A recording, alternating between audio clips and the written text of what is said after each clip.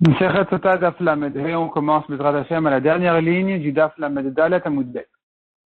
La Gemara continue à développer le sujet, l'histoire des Meraglim, des espions qui sont rentrés en Eretz Israël. Et la Gemara ici fait une rachat sur un passage qui dit Vayashuvu mitor haaret, ils sont revenus d'espionner la terre. Vayalchu ve'avou, ils sont allés et ils sont venus.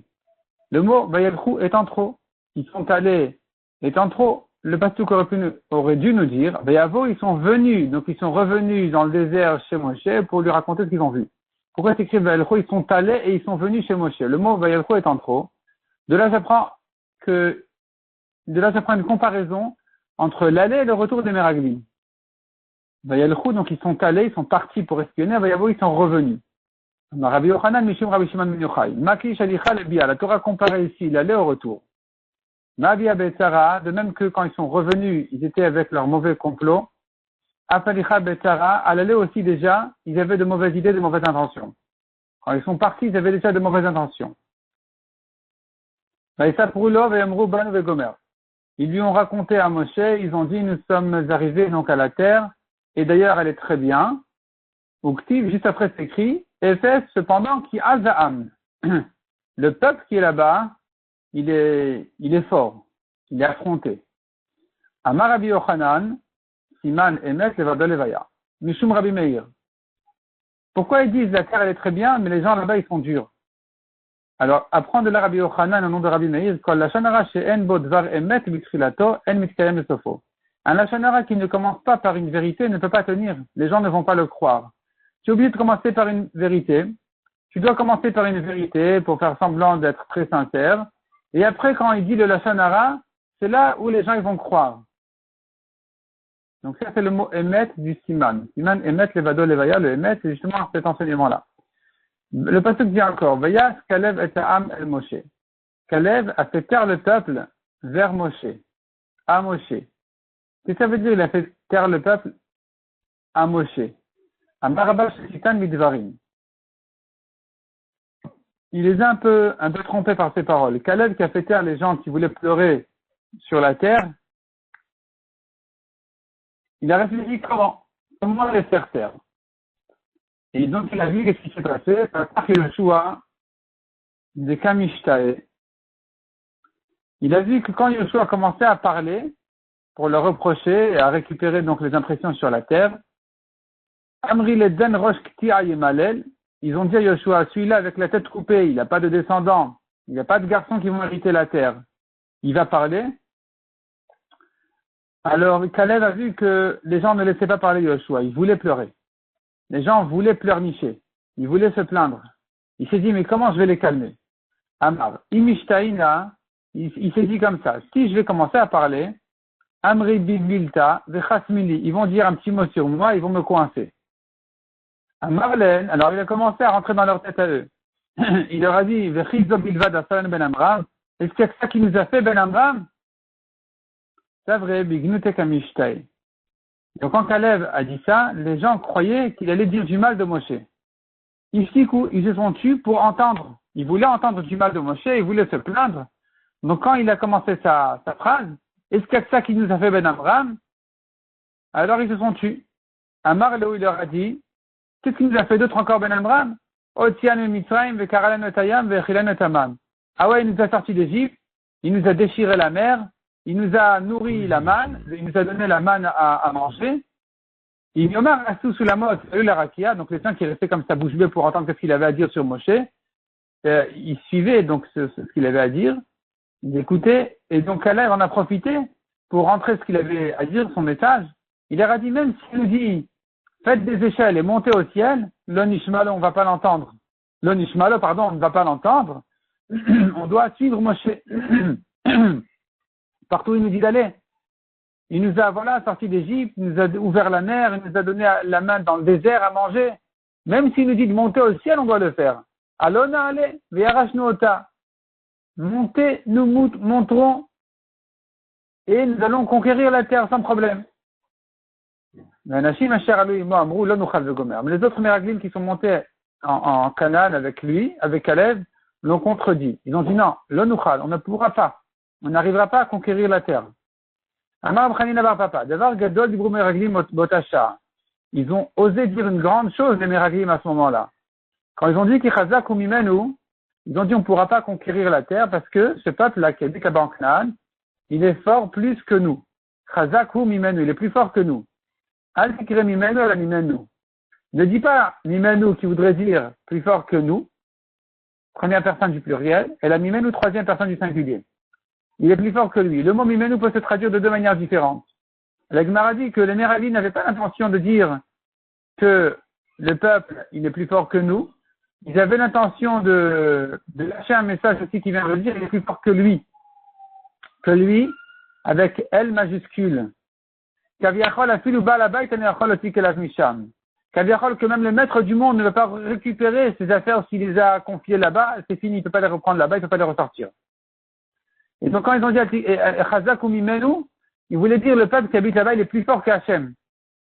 Donc la Gemara nous dit, Altikre, ne lis pas dans le pasuk Mimenu et la Mimenu, comme s'il y avait une différence en réalité dans la lecture, mais Rachid dit, il n'y a pas de différence dans la lecture, c'est que dans la compréhension, dans la traduction qu'il y a une différence. Cette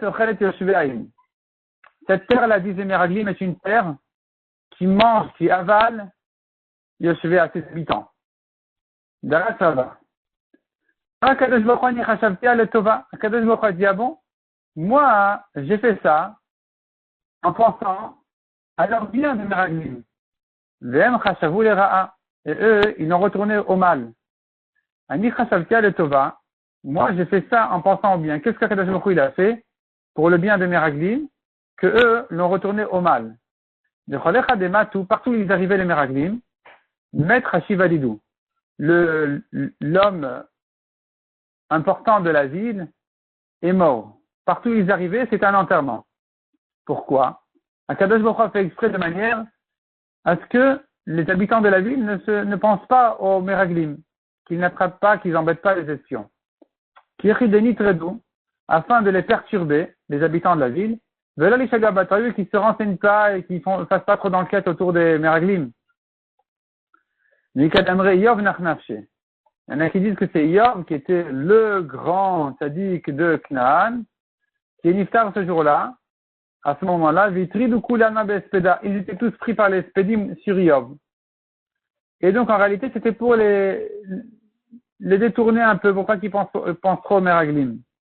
Hem chashvu le ra'a. Mais eux, les Meraglim ont traduit ça mal. Ils ont dit, ouais, c'est une terre qui avale ses habitants. Partout où on est arrivé, il y avait un enterrement. Où est-ce qu'on va comme ça? C'est comme ça qu'ils ont dit, c'est une terre qui mange ses habitants. Nous étions à nos yeux comme des sauterelles, petits, à côté de ces géants, et ainsi, on était aussi à leur vie à eux. Amarav Mesharsha Meraglim Shakriavu. C'était des menteurs, les Meraglim, dit Rav Mesharsha. Bishlama Beni Benenu Kachagavim Lachie. Ça va dire, on était à nos yeux comme des sauterelles. Et la Vechenainu Benehem, Menavuyade. Mais dire, et ainsi nous étions à leurs yeux à eux, d'où savait-il? Qui vous a dit que vous êtes à leurs yeux comme des sauterelles? Peut-être que vous êtes comme des anges à leurs yeux. Veloï. La Gemara dit non, c'est faux, c'était pas des menteurs. Ici, c'était pas des menteurs dans cette chose-là. Parce qu'ils ont entendu les géants dire sur eux, voilà des gens comme des sauterelles. Qui a vous mavré avec le tout est arzé à vous mavré. Qui a vous mavré, en fait, quand ils donnaient le premier repas à Vélé aux endeuillés, tout est en dessous, arzé, des arbres de cèdre, à vous mavré. Ils leur donnaient leur premier repas. Les Chichazinu, quand les Meraglim ont vu que les gens venaient s'installer là-bas pour manger, sale coup. Ils ont eu peur qu'on les attrape, ils sont montés, ils ont grimpé sur les arbres, Yat Vebine, ils sont assis dans les arbres. Shamedeke Amre, et ils les ont entendus dire sur eux, Kachazina, nous voyons, Inche des hommes, des damoul et kamse qui ressemblent à des sauterelles, mais ils naissent dans les arbres. Donc c'était pas un mensonge de dire que ainsi nous étions à leurs yeux. Matissa Koleda Veitnet Kolam Vaïkou. Toute l'assemblée a levé sa voix et ont pleuré en entendant le mal de la terre. Amar Rabban Rabbi Yochanan, Otoyom Erev Tisha B'Av Aya. Ce jour-là, c'était la nuit de Tisha B'Av. D'après la correction sur le côté, ou la version Halay, la Lay Tisha B'Av Aya. En tout cas, c'était Tisha B'Av ce jour-là. Amar HaKadosh Baruch Hu en Baruch Hu B'chia Shel Chinam. HaKadosh Baruch Hu a dit, ah bon, ils pleurent eux pour rien. Ve'ani ekva lehem B'chia Ledorot. Et moi, je vais leur fixer ce jour-là comme un jour de pleurs à toutes les générations. Ce jour de Tisha B'Av parce qu'ils ont pleuré. Celui qui pleure pour rien, HaKadosh Baruch Hu va lui donner une raison de pleurer. Ve'emru kol ha'eda nirgom otam bavanim. Toute l'assemblée se sont dit de les lapider aux pierres, leur jeter des pierres sur eux. Donc là-bas, il s'agit de, apparemment, Moshe, Aaron, Yoshua et Caleb. Ou Ktiv, il est écrit là-bas, ou Kavod Hashem ira be'Ohel Moed. Le Kavod Hashem s'est montré au Ohel Moed. Donc quand ils ont jeté les pierres, ils pensaient à plus que ça. Ils pensaient non seulement à les jeter sur Moshe, Aaron, Yoshua et Caleb, mais plus que ça encore, parce qu'il y avait le Kavod Hashem qui se montrait au Ohel Moed. Donc la Gemara dit là-dessus, Amar B'chia Baraba Melamed, ça vient nous apprendre chez Naklu Avanim Bezokim Klapemala. Ils ont pris les pierres et les ont jetées vers le haut. Ve'yamutu ha'anashim motieh divat ha'aretz ra'a b'magefa. Sont morts les gens qui ont dit du mal de la terre, b'magefa, dans l'épidémie. Pourquoi s'écrit b'magefa, l'épidémie, comme l'a connue, la pire des morts? Amar Rabbi Shimon ben Lakish shemetu mita meshuna. Ils ont eu une mita meshuna, une mort difficile. Amar Abchanina bar papa darash Rabbi Shila iskfar tmarta. Mais Lamed, on apprend de là, chez Nishtarbev Leshonam, leur langue est sortie, Venafal al Tiburam, et elle est tombée sur leur nombril, Vayut Olaim Metot Mileshonam, Venirnasat Betiburam, et des vers sortaient de leur langue et rentraient dans le Tibour, dans le nombril, au Mitiburam, Venirnasat Bileshonam, et inversement, qui sortaient du ventre et qui rentraient sur la langue. Pourquoi? Parce qu'ils ont dit du mal de la terre.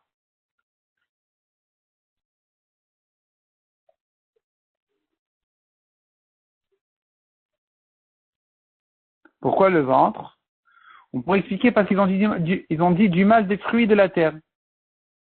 Donc ils se sont plaints sur les fruits de la terre qui sont consommés, donc on mange, qui sont digérés par le ventre. Et donc voilà qu'ils ont eu cette punition-là, mida keneged mida, mesure pour mesure. Et Rav Nachman bar Yitzchak amar de Askera metu. Rav Nachman dit non, ils sont étouffés, ils sont morts de Askera, d'étouffement, ils ne peuvent plus respirer, et qui est en fait la punition de celui qui dit du Lashon Hara. Mais Kevan Shala Acharon Shebisal Ben Yarden. On revient maintenant en arrière à l'histoire du Yarden, du traversée du Yarden. Dès que le dernier d'Israël est remonté du Yarden, Chazru Maimim Limkoman. Les autres du Yarden ont retrouvé leur place, sont redescendus dans le Yarden. Chez Neymar, comme il est dit, et ce fut quand les Kohanim sont remontés, les porteurs du Aaron sont remontés du Yarden, les pieds des Kohanim sont revenus en arrière, sont sortis du Yarden et revenus en arrière, et donc et donc les autres Yarden sont revenus à leur place, et le courant était comme la veille et l'avant-veille, complètement à ravant. Je trouve maintenant, Aaron avec Kohanim mitadechad, l'Aaron, qui porte les Kohanim, sont d'un côté du Yarden, à l'est. L'Israël, mitadechad, et Israël qui ont traversé déjà le Yarden sont déjà à l'ouest, parce qu'ils l'ont traversé, alors que les Kohanim, à peine descendus au Yarden, ils sont tenus là-bas tant que tout Israël traverse, et ils sont revenus en arrière. Comment maintenant ils vont traverser? Eux ont traversé d'une autre manière. Ils n'ont pas traversé à pied, à sèche, ils ont traversé les Yarden par en haut, en l'air. Nasa Aaron et Mosav ve'avar.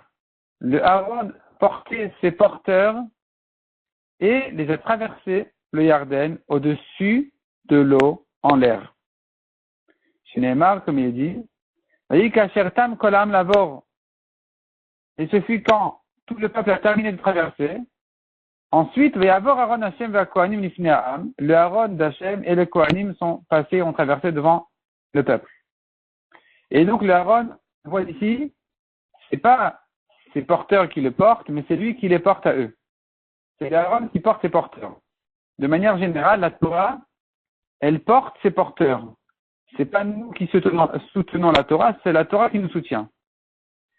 Sur ça a été puni Uza, de nombreuses années plus tard, centaines d'années même plus tard, du temps de David. Du temps de David, quand David a voulu transporter le Aaron, il s'est passé là-bas quelque chose de spécial. Chez Neymar Beavo ad Goren Kidon, Vaishlach Uzat Yadol Echot de Aaron, etc. Ils sont arrivés à un endroit qui s'appelle Goren Kidon, la grange de Kidon, on verra ensuite ce que ça veut dire. Vaishlach Uzat Yadol Uza a envoyé sa main pour saisir le Aaron, parce qu'il a vu la suite du pasuk, c'est que les vaches qui portaient le Aaron l'ont lâché. Uza a eu peur que le Aaron, le Shalom, ne tombe, donc il a envoyé sa main pour le porter. Alors qu'il n'avait pas à craindre que le Aaron tombe, il n'avait pas à l'attraper comme ça. Uza n'était pas Kohen, il n'avait pas à tenir le Aaron de manière générale parce qu'il n'est pas Kohen, Lévi. D'autant plus qu'il n'allait pas le saisir par les badim, les barres qui servaient à ça.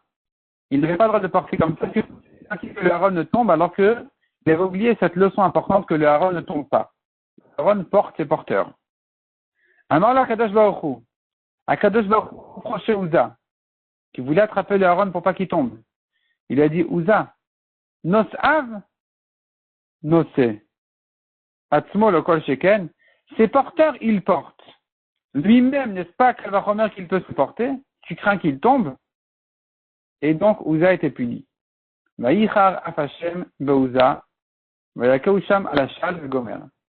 La colère d'Hachem s'est enflammée sur Uza. Il a frappé là-bas à la chale. À la chale, la Gemara utilise de deux manières. Il est mort là-bas, donc Uza. Que veut dire à la chale? Rabbi Yochanan et Rabbi Elazar sont en discussion. Chadamar aliske shalou. La chale, ça veut dire, chale vient du mot shalou qui veut dire oublier, sur son oubli. Sur son oubli, l'oubli de Uza qui a oublié qu'il n'avait pas à craindre pour le Aaron. Mais Chadamar shasat rachav befanav. L'autre explique que chale vient à un autre sens. Et un autre sens qui voudrait dire il a fait ses besoins devant le Aaron. Pourquoi il a fait ses besoins devant le Aaron? Impossible de comprendre comme ça tout simplement. Il y en a qui expliquent que ça veut dire que il a pris du recul bien sûr, il s'est mis de côté bien sûr, mais il aurait dû garder plus de... Il y a beaucoup de halachot, de quelle manière un homme fait ses besoins quand il se trouve en direction du Beth Amikdash, il ne doit pas être en direction. Et lui, même s'il s'est éloigné, mais il n'a pas fait attention à tous les détails de la route qu'il fallait pour le kavod du Aaron. Autre explication de Rav Eliashiv qui dit, il a fait ses besoins tellement il a eu peur que le Aaron tombe. C'était pas volontaire. Et sur ça, il était puni. Comment avait-il tellement peur pour le Aaron? Est-ce qu'il savait pas que le Aaron se porte? Il avait tellement peur à tel point de se lâcher comme ça et faire ses besoins, même involontairement. Sur ça, il a été puni et il est mort. Vayamot sham im Aaron Elokim. Il est mort là-bas avec le Aaron d'Hachem. Amar Rabbi Yochanan. Uza bal olam haba. Uza est invité au olam haba. C'est pas parce qu'il a fauté ici qu'il a perdu son olam haba. Non. Il est invité au olam haba. Il avait quand même une bonne intention, mais il aurait dû comprendre que c'est pas comme ça. Chez Nehemar, d'où je sais qu'il est invité au olam haba, c'est écrit im Aaron Elokim. Il est mort là-bas avec le Aaron. Donc, Ma'aron l'Olam Kayam, de même que le Aaron, il est le Olam, il tient toujours. Maintenant, il est caché quelque part, mais il existe toujours. Afuza Bal Olam Haba, Uza aussi est invité au Olam Haba. C'est pas une mort définitive, il est invité au Olam Haba. Vaïchar de David, Alasher Parat Hashem Peretz Beuza.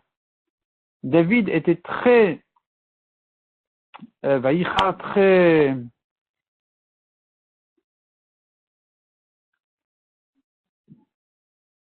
pas mécontent, mais très très désolé, très mal, et ça lui a fait très mal ce que Hachem a fait sur Uza. Teretz Uza. Hachem en fait a fait une brèche sur Uza. Ça veut dire comme si le calife était gardé, était surveillé, comme entouré de murailles, et voilà que Uza est mort. Et donc David, ça lui a fait très mal ça. Le mot Vaïchar en général veut dire sa colère s'est enflammée. Ici c'est pas écrit Vaïchar Af. C'est écrit Vaïchar tout court. Que veut dire le mot Vaïchar tout court? Amar Rabbi Elazar shenishtanu panav kecharara. Son visage est devenu comme une galette sur les braises. C'est le mot Vaïchar, comme charara, une galette. Tellement ça l'a blessé ce qui s'est passé avec Uza. La Gemara demande la Me'ata kolecha virti Vaïchar. Si c'est comme ça, chaque fois que tu vois le mot Vaïchar achinami, c'est ça que ça veut dire. On sait bien que Vaïchar en général, c'est une question de colère. Répond la Gemara, non, il y a une différence. Atam ktiv af. D'habitude, c'est écrit Vaïchar af. Là-bas, ça veut dire sa colère s'est enflammée. Hachalok ktiv af. Ici, c'est pas écrit af, donc Vaïchar ici veut dire autre chose. Son visage a changé comme une galette cuite sur les braises. Darash Ravam, et finalement, Nénach David. Pour quelle raison David a été puni? Donc, on voit que c'est considéré aussi comme une punition pour David. Que David, lui, qui avait organisé le transport du Aaron, il voit que ça n'a pas marché. Ça n'a pas marché. Ça s'est mal fini. Et d'ailleurs, donc, David a arrêté le transport du Aaron. Il a pas voulu le transporter à Yerushalayim. Il a arrêté donc ce voyage-là. Il a rentré le Aaron chez quelqu'un qui s'appelait Oved Edom Agiti, Oved Edom, qui lui a gardé le Aaron pendant 6 mois. Et pourquoi donc il a été puni, David? Mais Pinei Shekara le Divrei Torah, Zmirot. Il a appelé les paroles de Torah Zmirot. C'est les marques Zmirot et il Choker Abevet Megurai. Donc David il dit sur la Torah, tes lois, Hachem, étaient pour moi comme des chants, comme des chansons. Bevet Megurai, là où j'étais en Megurai, en crainte. Il se sauvait de ses ennemis, mais il se calmait par la Torah. Et donc il dit, la Torah elle était pour moi comme des chansons, comme des chants. Et il a été puni sur ça. Est-ce que les paroles de Torah sur lesquelles il est écrit, si tu fermes tes yeux un instant, tu les perds, quoi, tu crois que c'est des petites chansons? Je vais te tromper, te faire trébucher. Tu vas te tromper dans une chose que même les enfants à l'école, ils savent. Dirtiv, comme il est dit. Les fils de Kehat n'avaient pas de charrette pour transporter les kelim du Mishkan, parce que eux, ils portaient sur leurs épaules. Donc le Aaron doit se porter sur les épaules. Alors que lui, David, il s'est trompé, il a transporté le Aaron dans une charrette. Donc il s'est trompé dans une chose que même les enfants d'école savent, ne se trompent pas. Et donc il a été puni justement parce qu'il a dit, les paroles de Torah sont pour moi comme des chants qui me soulagent et qui me calment dans ma détresse. Et on voit que Kadosh Baruch Hu, il dit, non, il fallait pas dire ça. D'ailleurs, on fait ici une remarque. Ce passouk-là de Zmirot, même si David a été puni dessus, c'est un passouk qui est resté dans Tehilim. Ça veut dire que c'est un aspect de vérité. C'est resté dans Tehilim, ça fait partie des Tehilim, ça garde la Kedusha des Tehilim, ce passouk-là. Simplement, David aurait dû équilibrer cette idée-là en disant, c'est des chants, mais c'est quand même du sérieux, c'est pas que des chants. Il a été puni, mais c'est tout de même un aspect de la Torah qui est resté. Zmirot et Chokera. C'est un passouk sur lequel celui qui le dit, il a un salaire comme quelqu'un qui dit des Teilim. C'est un passouk de Teilim. En tout cas, revenons ici à l'histoire que David, donc il a été puni et ça n'a pas marché son transport du Aaron. Il a fallu le laisser chez Oved Edom pendant 6 mois. Puis ensuite, il a ramené à Yerushalayim plus tard quand il a vu qu'Oved Edom, au contraire, n'a pas été puni. Et au contraire, il était très béni par le Aaron.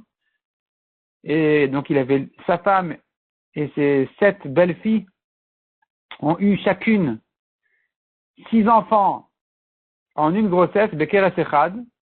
Donc c'était une grande bracha qu'il a eue, que voilà, sa famille s'est multipliée tellement. Et quand David a vu la bracha, il a dit c'est bon, c'est le moment de ramener encore, de reprendre le Aaron et le ramener à Yerushalayim. En tout cas, ça c'était l'histoire du Aaron du temps de David. Le Aaron avait une autre histoire, quelques dizaines d'années plus tôt, que il a été volé par les Pelishtim. Ils ont volé le Aaron. Et quand les Pelishtim ont été punis pour ça, ils ont décidé de le renvoyer chez les Juifs. Comment ils l'ont renvoyé chez les Juifs? Ils ont pris conseil entre eux. Ils ont décidé de le mettre dans une charrette et l'attacher à des vaches et qu'il aille tout seul là où il va. Et les vaches sont allées comme ça, en portant donc le Aaron dans la charrette que les Pelishtim l'ont mis là-bas. Et il est allé, les vaches ont pris le chemin droit, toutes seules, en chantant d'ailleurs, c'est écrit dans les psukim. Les vaches ont chanté, c'est une histoire un peu spéciale, très spéciale. Et elles sont revenues, elles sont arrivées à Beth Shemesh pour rendre là-bas le Aaron. Les gens de Beth Shemesh, en voyant le Aaron arriver, ils étaient étonnés de voir le Aaron venir comme ça. Et là-bas, ils ont été frappés. Vayach be'anche Beth Shemesh. Il a frappé les gens de Beth Shemesh. Qu'est-ce qui s'est passé? Qu'est-ce qu'ils ont fait de mal? Qui Raou Aaron parce qu'ils ont vu le Aaron. La Gemara demande Mishum de Raou Bayar, est-ce que celui qui a vu le Aaron doit être frappé? Répond la Gemara Rabbi Avo et Rabbi Elazar sans discussion. Chadamar Kotrin Mishtachavim. Un dit tout en travaillant Kotrin, il cueillait la récolte, ou Mishtachavim, il se prosternait au Aaron. Ça veut dire, bon, on va pas s'interrompre, on va pas arrêter le travail pour le Aaron qui revient. C'est genre le grand Tzadik il arrive, le grand Tzadik, Baba Saleh il arrive, Rochem Kaneski il arrive, et les gens, oui, ah bon, ils s'inclinent devant, tout en continuant à travailler. Les mains sont occupées, la tête est ailleurs, ils s'inclinent devant en signe de kavod. Et donc c'est un grand manque de kavod, parce qu'ils auraient dû arrêter leur travail, et être disponibles complètement pour le kavod du Aaron qui arrive. C'est un événement grandiose que le Aaron qui a été volé par les Plishtim revient, et d'ailleurs tout seul, en plus par des vaches qui reconnaissent le chemin, qui chantent. C'était un événement qui méritait, bien sûr, que les gens de Beth Shemesh s'arrêtent de travailler pour le recevoir. Donc ils ont été punis là-bas. Ils ont été frappés. Vechad Amar et l'autre il dit, donc entre Rabbi Avaou et Rabbi Elazar, l'autre explique, Milena mi amour. Ils ont dit aussi quelques mots qui montraient qu'ils n'étaient pas respectueux vis-à-vis du Aaron. Ils ont dit au Aaron, Man amrich de Imrayat, qui c'est qui t'a énervé que tu t'énerves comme ça pour partir chez les Pélishtim? Ou Man ata alach de Istiasat, et qui c'est qui est venu te calmer pour que tu reviennes? Donc ils n'ont pas respecté, ils n'ont pas honoré le Aaron, et c'est sur ça qu'ils ont été punis. Ils ont été frappés, donc on a tourné la page, on en est à la deuxième ligne. Vayach ba'am shiv'im ish v'chamishim elef ish. Il a frappé dans le peuple 70 hommes et 50 000 hommes. Qu'est-ce que ça veut dire 70 et 50 000? Rabbi Avo et Rabbi Elazar, à nouveau, sont en discussion comment comprendre ce pasuk. Chadamar, lundi, shiv'im ish ayu. Il n'était que 70 hommes à mourir. Mais chacun d'entre eux était équivalent à 50 000. Et l'autre il dit, non, ils étaient 50 000. Et chacun d'entre eux était équivalent aux 70 juges du Sanhedrin. Donc c'était une grande claque, une grande punition. On revient maintenant, après cette histoire de Beth Shemesh, on retourne à l'histoire de David.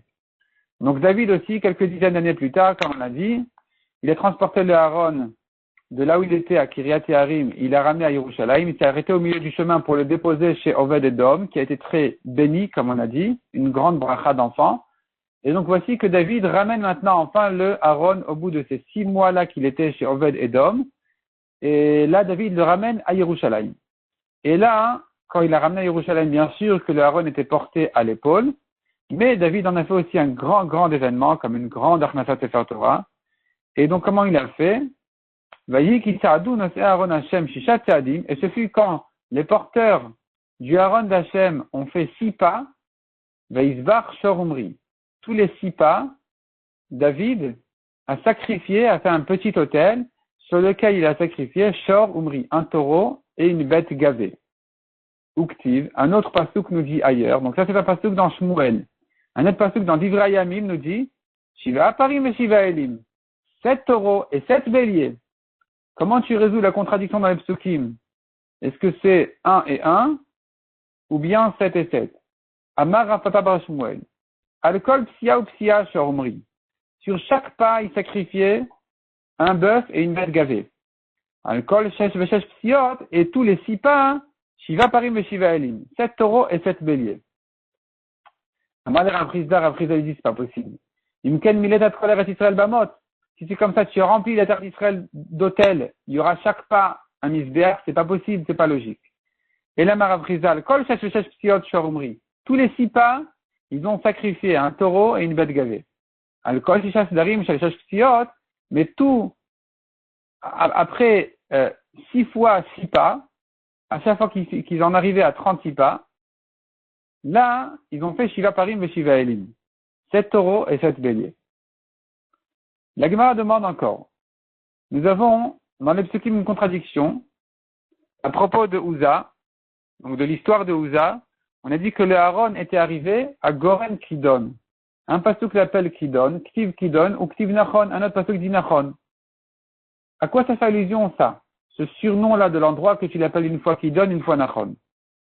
Amar Rabbi Yochanan Matrila Kidon, Basof Nachon. C'est-à-dire comme ça. Le passage qui dit qui donne. Qui donne, c'est une arme, une lance qui tue. Au début, c'était qui donne. C'était comme une arme parce que Uza était tué. Ou le Bassof, mais après, Nachon. Nachon, ça veut dire c'était bien. C'était bien installé, ça s'est bien fini. Comment ça s'est bien fini? Ça s'est bien fini avec Obed-Edom, qui a été beaucoup béni par Aaron qui l'a gardé chez lui à la maison. Et donc, c'est pour ça que c'est le passage qui dit Goren Nachon. Il y a eu les deux aspects. Au début, ça a commencé par le coup de Uza, ça s'est terminé par la bracha de Obed-Edom.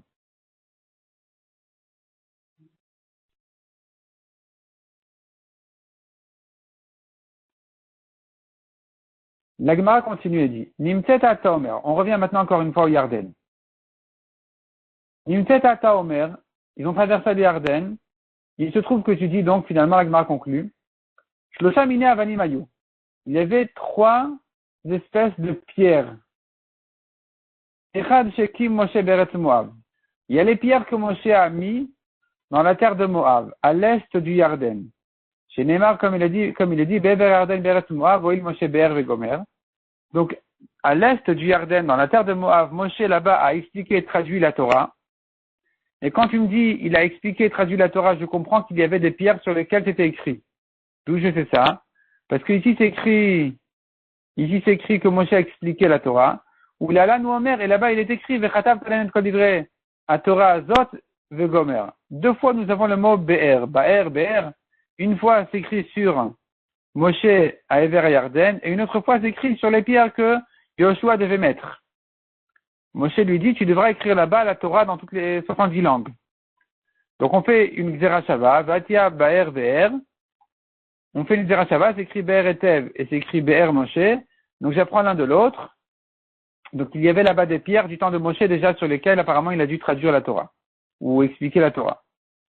Ve'echad, autre série de pierres, chez Kim Yoshua Betoch Yarden, sont les pierres que Yoshua a mis dans le Yarden même. Chez Neymar, comme il a dit, Shtem Esrei Avanim Ekim Yoshua Betoch Yarden, 12 pierres Yoshua a placées dans le Yarden, là où se situaient les Kohanim. Ve'echad, chez Kim Bagilgal, et encore une série de pierres que Yoshua a sorties du Yarden, et finalement, elles sont arrivées au Gilgal. Chez Nehemar, Shtem Esrei Avanim Aela Asher Lekhu Vegomer. Ces 12 pierres-là que ils ont pris les fils d'Israël, etc. Et donc, ces pierres-là, ils les ont transportées. Ils en ont fait un misbéach à Hareval sur lequel ils ont sacrifié des corbanotes. Et ensuite, ils les ont ramenés au Gilgal et ils les ont fixés là-bas.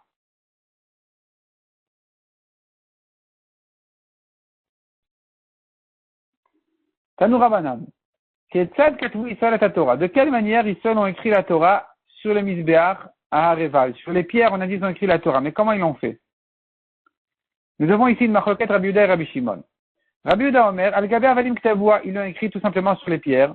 Chez Neymar, comme il est dit, Les Chatav Tala Avanim et Kol Divra Torah Azot. Tu écriras sur les pierres toutes les paroles de cette Torah. La Chakar Sadwotan Basid, et ensuite ils ont mis la chaux sur la traduction de la Torah sur les pierres. Amal Rabbi Shimon Lidvarecha, Rabbi Shimon il objecte Rabbi Yehuda, il dit, mais d'après toi que la Torah était couverte par la chaux, et Achalamdu Mot Shaloto Azman Torah, comment les nations qui devaient venir apprendre voir la Torah, donc c'était traduit pour les goïms, ils devaient donc pouvoir lire. Tu me dis que c'était couvert de chaux, comment pouvaient-ils lire? Amar alors Rabbi Yehuda lui a répondu, Bina Eteranatan Ben Akadosh Baruch Hu leur a donné une chokma spéciale. Les Shigrou Notirin Shelen, ils ont envoyé là-bas leurs écrivains, mais qu'ils fouettent acide, ils ont épluché la chaux, et ici, ouais, ils ont donc recopié la Torah et l'ont ramené chez eux. Les Goïm. Donc les Goïm ont pu ramener la chokma de la Torah chez eux pour voir de quoi il s'agit. Et c'est sur ça que les Goïm ont été signés et décrétés au Geinom. Parce qu'ils avaient l'occasion d'apprendre la Torah et ils l'ont refusé, ils l'ont rejeté. C'est pour ça que c'est fini. Ils ont été décrétés définitivement au Geinom. Rabbi Shimon Omer, il n'est pas d'accord, il dit non. Al-Gabes id Ktavua, ils ont écrit la Torah sur la chaux. Les Katvu l'Anemata, et en dessous, ils ont écrit, en bas, ils ont écrit comme dernière ligne, les man asher lo yelamdu etrem naasot kechol vegomer. Akadosh Baruch Hu, il dit aux Juifs, vous devez faire la guerre contre tous les goïms habitants de la terre d'ici, de manière à ce qu'ils ne vous apprennent pas, ils ne vous entraînent pas leur avérote à eux. À la mata, donc on pourrait déduire de là, que s'ils veulent faire tchouva et se convertir, on peut les recevoir, les goïms qui veulent faire tchouva, on peut les recevoir. Les goïms habitants de Canaan, on ne peut pas les recevoir, il faut tous les tuer. Mais ceux qui viennent de l'étranger, on pourrait oui les accepter. C'est ça en fait qui a fait que les goïms sont punis au Geinom, parce qu'ils ont vu, ils ont compris, ils auraient dû et pu comprendre qu'on les aurait acceptés en tchouva. Ils n'ont pas voulu, ils ne sont pas intéressés, c'est fini. Amar Rava bar Shila Maïtam et Rabbi Shimon. Quelle est la raison de Rabbi Shimon, dit-il? Vayu amim masrefot sid. Les peuples seront brûlés à la chaux. Aliske sid. Ils seront brûlés à cause de cette chose-là qui était écrite sur la chaux. Donc à cause de la Torah qui était traduite, ils auraient pu la recevoir, ils l'ont refusée, ils l'ont rejetée.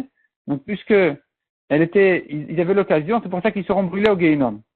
Donc, Masrefot, ils seront brûlés à la chaux, ça veut dire qu'ils seront brûlés à cause de la Torah qui a été écrite sur la chaux dans toutes les langues.